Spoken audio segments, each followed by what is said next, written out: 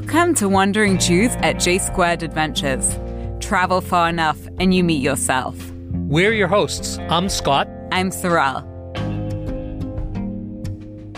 As with our custom, Rabbi Isaac Luria, the Ari, the lion, and his students, known as the Cubs, gathered at a grove on the outskirts of Tsfat. Their custom was to recite 6 psalms, one for each day of the week, and sing together Lecha Dodi, the most famous prayer of the opening service of the Shabbat, Kabbalat Shabbat, which actually was written in Tsfat by the mystic Rabbi Shlomo Alkabetz.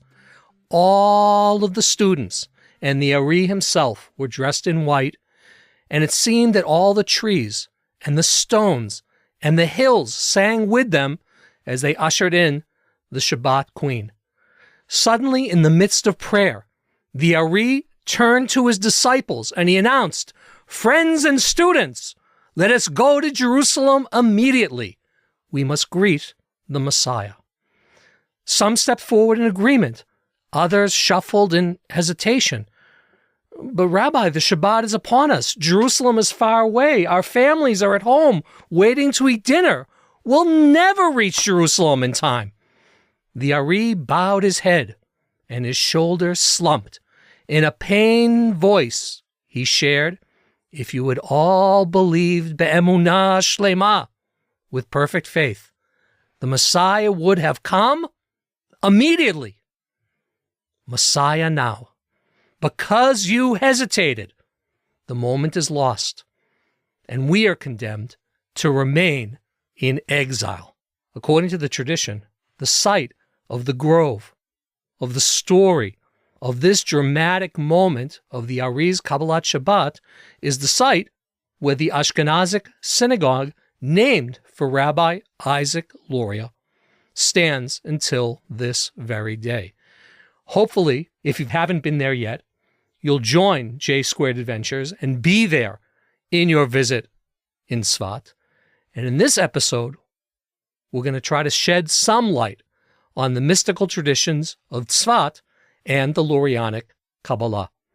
So let's continue with a question coming out of this story. When we think of mysticism, when we think of mystics, when we think about visiting Tsfat, what comes to mind? What associations? Sorrel, help us out. What would you say after hearing this particular story about the Ari and his cubs? Well, certainly Kabbalat Shabbat has taken on new meaning for me now. I will have that vision in my mind. But it's interesting when you think about the word mysticism, what comes to mind? Is it the Kabbalistic diagrams etched into ancient manuscripts? Is it, as you're walking through Tsfat, the mystical stories whispered through the city's cobblestone alleys? Or maybe it's something as simple and profound as an apple. Take, for example, these evocative lines from the famous poet D.H. Lawrence, who wasn't Jewish, but very much conjured up for me the sense of mysticism through an apple. And I'm going to read a few of these lines. "They call all experience of the senses mystic when the experience is considered. So an apple becomes mystic when I taste in it the summer and the snows, the wild welter of earth and the insistence of the sun. All of which things I can surely taste in a good apple. Though some apples taste preponderantly of water, wet and sour, and some of too much sun, brackish sweet, like lagoon water that has been too much sunned. If I say I taste these things in an apple, I am called mystic, which means a liar. The only way to eat an apple is to hog it down like a pig and taste nothing that is real. But if I eat an apple, I like to eat it with all my senses awake, hogging it down like a pig I call the feeding of corpses." Maybe in this time, Scott, of where everything is go, go, go, just that stopping and meditating and reflecting, whether you're in the ancient city, town of Sipori, or you're in the streets of Jerusalem or Connecticut eating an apple, being at one with that experience is a mystical. I think it's such a beautiful association, and I love that text. I've taught it in the past, of course, for Rosh Hashanah in connection with apples. Tasting life. Tasting life, and this idea of appreciation, as Rabbi Abraham Joshua Heschel talks about, of wonder, and we'll maybe come back to Heschel a little bit, but it also reminded me of a piece in Pirkei Avot, in the Ethics of the Fathers. In the 3rd chapter of Ethics of the Fathers, Rabbi Shimon says, if you have eaten at a table together and have not spoken over it words of Torah, it's as though you have eaten from the sacrifices for the dead. Wow. But if you have eaten at the table and have spoken words of Torah, it's as if you had eaten from the table of God. And so, again, you brought a text from D.H. Lawrence to try to help us define and think about what does it mean, mystic and mysticism? And hopefully we brought through your edition words of Torah, which will find meaning for our listeners. So many, many thanks for that. And also, it's about elevating the experience, right? So that what you brought from Pirkei Avot, if you elevate what you're doing, the moods, if you're in the moments, if you're appreciating it, then that in itself adds an element of mysticism. Beautiful. And I think that really brings us back to this question of the historical context and the thought context of, well, when we talk about Jewish mysticism and Lurianic Kabbalah and Tsfat as a special place, what are we talking about? I mean, it makes sense. All religious traditions, including Judaism, contain long-standing mystical strands. I mean, if we reach back to the prophets of Israel, the belief in miracles, the power of visions, the appearances of divine beings, all these fed the Jewish mystical tradition. Elijah ascends to heaven in a chariot of fire, drawn by flaming horses. Ezekiel's vision of the fiery wheel and the heavenly throne. I mean, all these things, they were burnt into, sorry for the pun, the religious imagination to consider this question of the hidden meaning of faith and the connection between the human and the divine. In Tsfat, in the 16th century, a very unique group of scholars and rabbis and philosophers and legalists, they came together. Rabbi Shlomo Alkabetz, we mentioned, the author of the famous opening prayer for the Kabbalat Shabbat, Lecha Dodi. Yosef Karo, the author of the Shulchan Aruch, the so-called Set Table, one of the most important authoritative codifications of Jewish law since the time of the Talmud. Rabbi David Vital, an accomplished mystic in his own right, prolific author, and he was the one who really chronicled the life and teaching of the father of what we today call Lurianic Kabbalah, Rabbi Isaac Luria, the Lion, the Ari. And Lurianic Kabbalah, I mean, to sum it up, maybe one can say, it really begins with the mournful fact that the world we live in is broken. That's the starting point? That's the starting point, this realization that, hey, it's not perfect. It is cracked. There are shards. And this image of injustice, of war and violence, which is the world we live in many times, the Ari wanted to look at, is there a way to solve that? Is there a way to soothe that?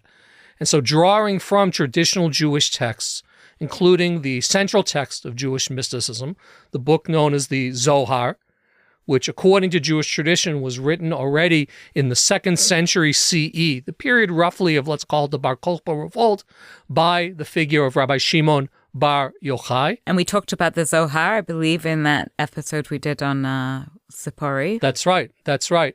And what the Ari was doing, he was drawing from these texts a philosophical reading that wove a whole story of creation, of rupture, of breakage, and a possible redemption.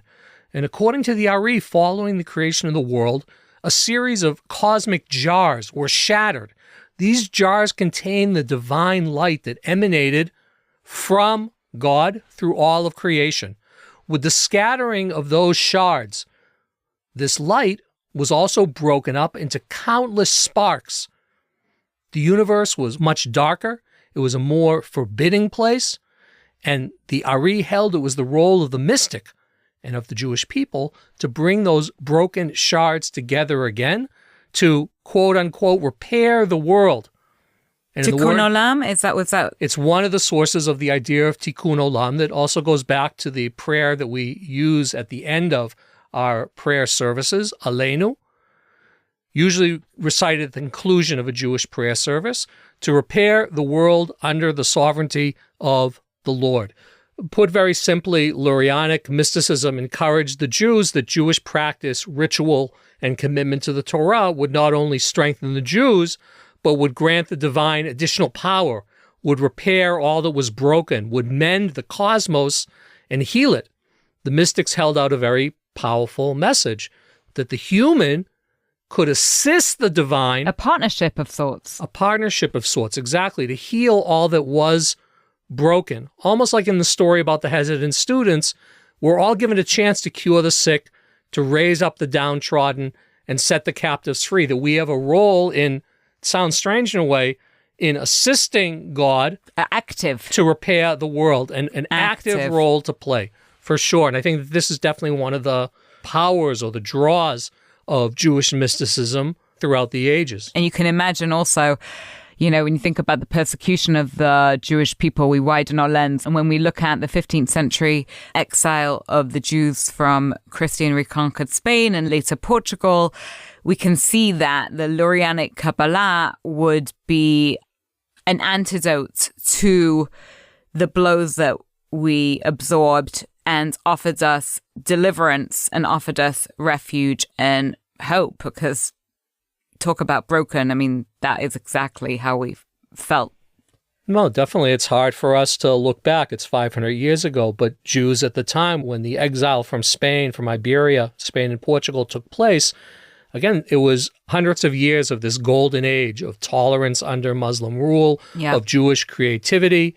When the Jews were exiled from Iberia beginning in 1492, again, it could be between 250,000 to 500,000 Jews exiled, expelled from a place they had called home for centuries. Wait a second, we're the chosen people. We're God's favored. We have a special relationship with the divine. Why is this happening to us time after time again? And as the Jews continued their wandering and communities were set up and strengthened across North Africa, in the Protestant Netherlands, in the Ottoman land of Israel, Tsfat rose to power. And I think what you're touching on is really true.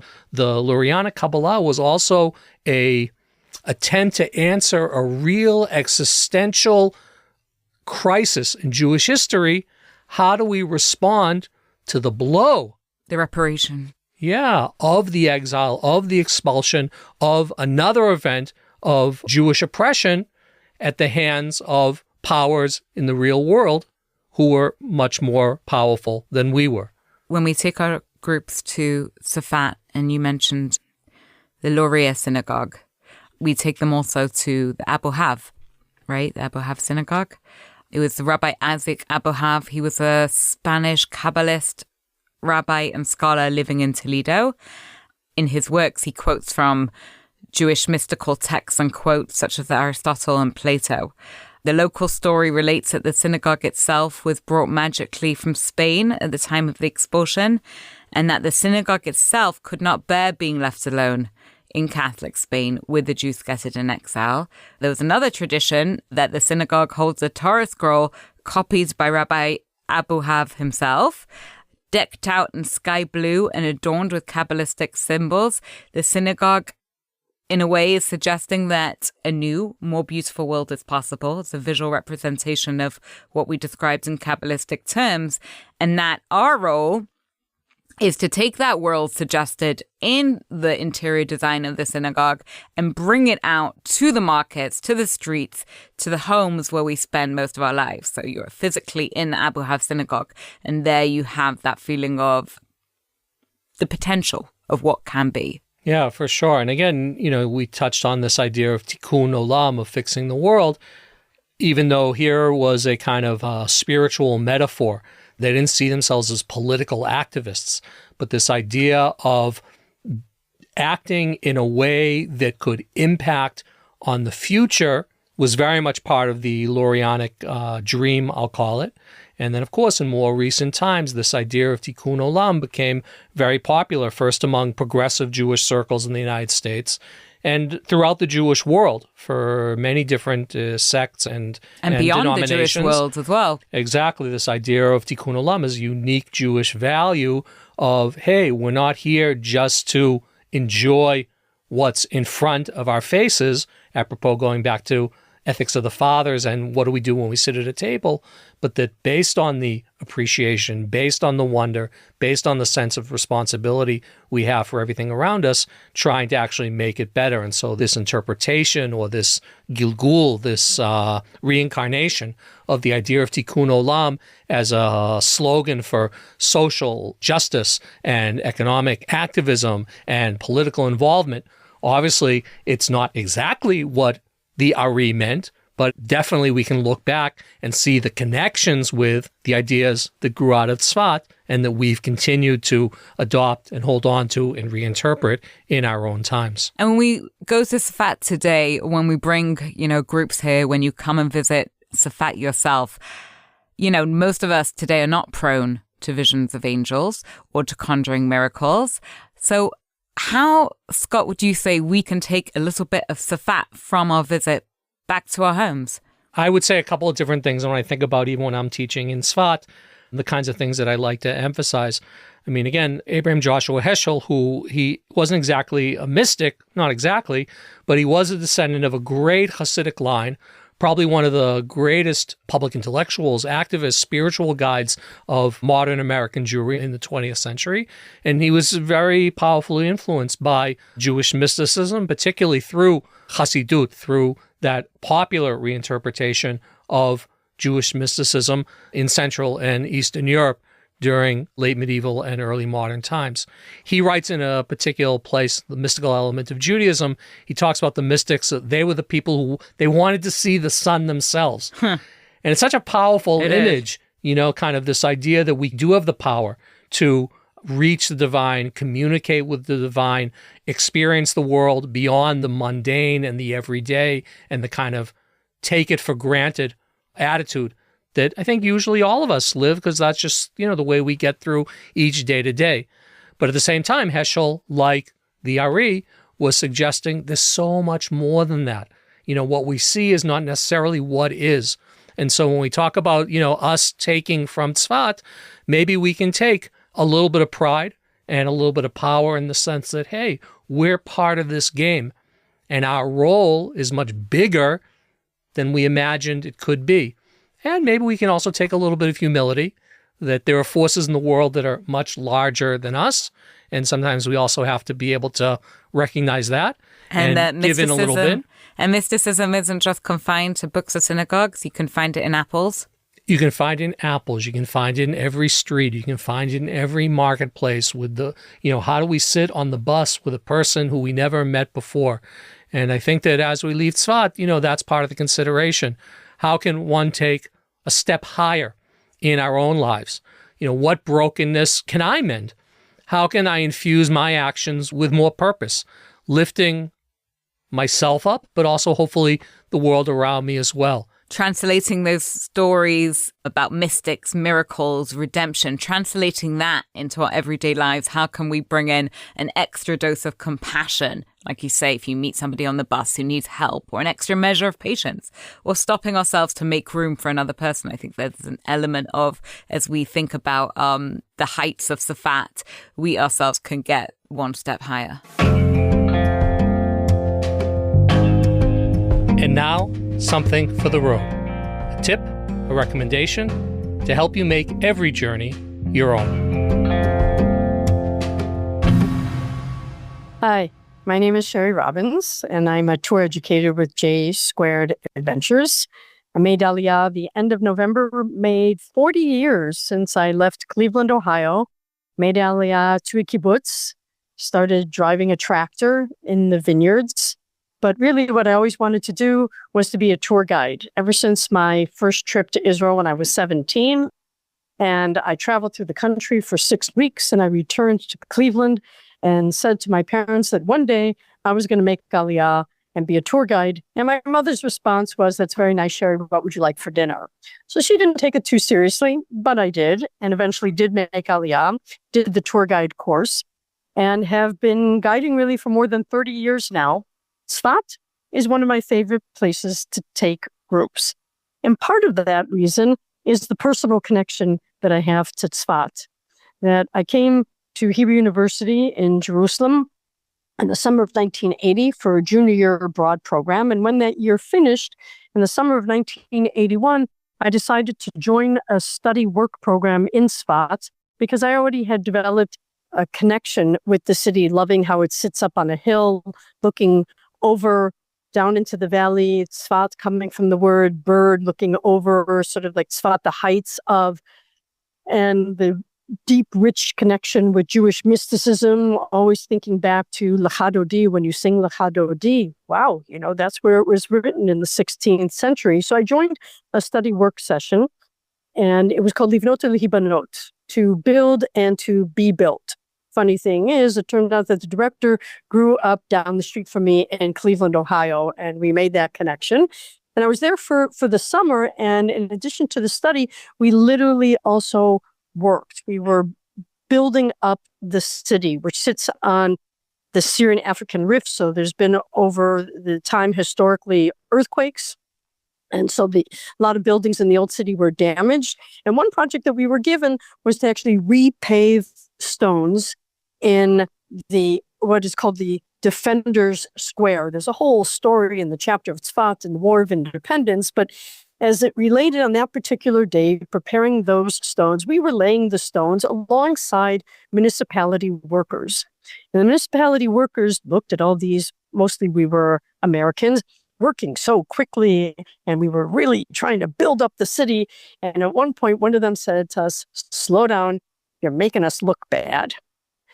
So it's interesting in that Jewish mysticism and Lurianic mysticism relates to the concept of tikkun olam, which really is repairing the world, but this was a physical repairing of the city of Tsfat. It's kind of, there's a joke within tour guiding sometimes of getting the question from a tourist of, how do you say tikkun olam in Hebrew? And repairing the world, then, for me, the tip for the road that I would offer is, it doesn't necessarily have to be a physical repairing, but sometimes we actually never know where we can repair the world in how we interact with others, the way that we speak to each other, the way that we behave with each other. And while you're here on a trip or wherever you may be traveling to just stay open to the concept of how you yourself can repair the world. Thanks for listening. Dive deeper into the world of travel on our J Squared Adventures website. That's j2adventures.com. And stay in the loop with our latest adventures on all our social media platforms, Facebook, Instagram, and LinkedIn, all under J2 Adventures. And if you enjoyed hanging out with us, don't forget to leave us a comment, review, and subscribe wherever you get your podcast. Until next time, travel safely and keep wondering. I'm Sorrel. I'm Scott. See you soon with the Wandering Jews.